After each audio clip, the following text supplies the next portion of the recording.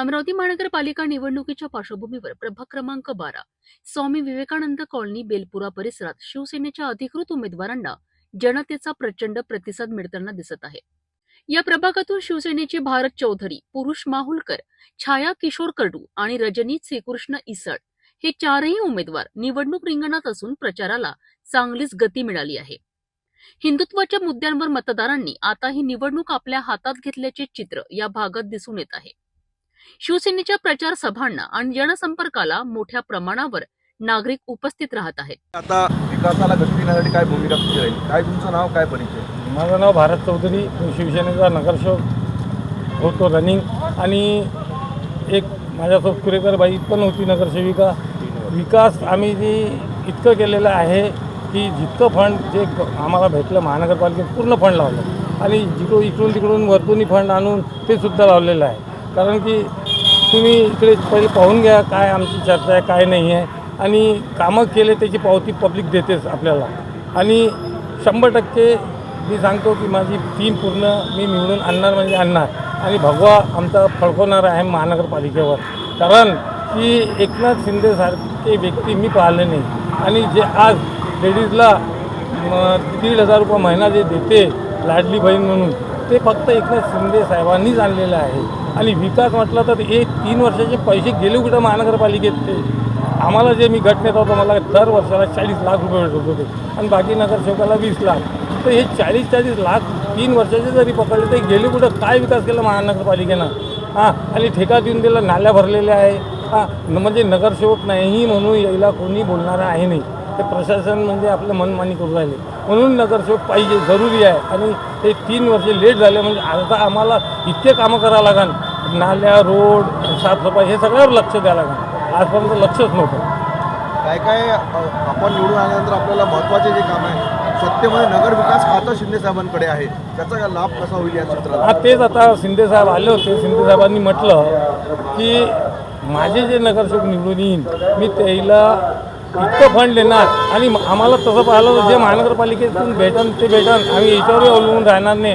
शिंदे साहेबच इतकं फंड देणार हर शिवसेनेच्या नगरसेवकाला, कंबाट फंड देणार आहे। आम्ही पुष्कळ कामं करणार, जे रंगलेले कामं ते आम्ही लवकरात लवकर करून टाकू। जमेपर्यंत 5 वर्षांनी 2 वर्षात पूर्ण कामं करून टाकू। महिलांसाठी सुद्धा काही योजना आहे आपल्या?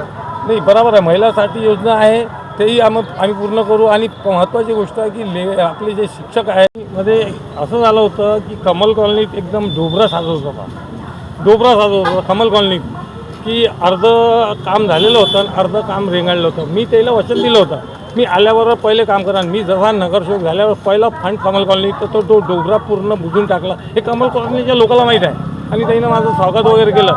अधिक डहाणेनगर, भगवाननगर, किरणनगर नंबर 1, हे जलाराम नगर पूर्ण कामं मी केलेले आहे। सिमेंटचे रोड टाकून दिले आहे, नाल्या बनवलेल्या आहे, हे तुम्ही चौकशी करू शकता। आणि महत्त्वाची गोष्ट सांगतो तुम्हाला, क्लास काढणार आहे मी कॅम्प्युटरचा।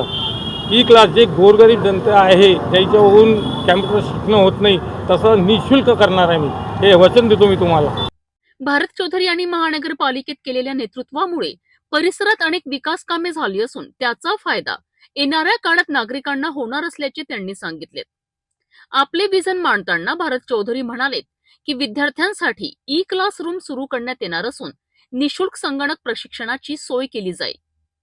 तसेच महिलांना आर्थिकदृष्ट्या सक्षम करण्याकरिता महिला बचत गटांना बळकटी देण्यात येईल असेही त्यांनी स्पष्ट केले। माझं नाव पियुष माहुलकर, मी 12 नंबर प्रभाग स्वामी विवेकानंद बेलपुरा प्रभागात नगरसेवक पदासाठी उभा आहे।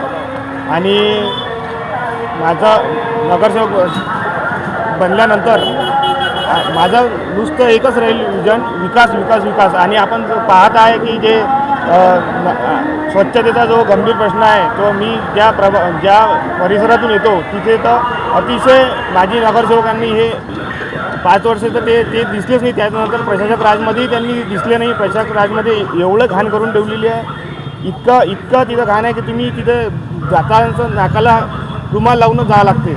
आणि हा मुद्दा प्रामुख्याने आहे। त्यानंतर महिलांसाठीचा पण रोजगाराचा विषय आहे, आणि खेळासाठी गार्डन वगैरे नाही आहे, त्यावर पूर्ण अतिक्रमण झालेलं आहे। हाही मुद्दा मी घेऊन पुढे येणार आहे। याच पार्श्वभूमीवर प्रभाग क्रमांक 12 मध्ये शिवसेनेच्या 4ही उमेदवारांना विजयी करण्याचे आवाहन उमेदवारांनी नागरिकांना केले आहे. अमरावतीत निवडणुकीचा प्रचार दिवसेंदिवस तापत असून शिवसेनेला वाढता जनसमर्थन मिळत असल्याचे चित्र आहे.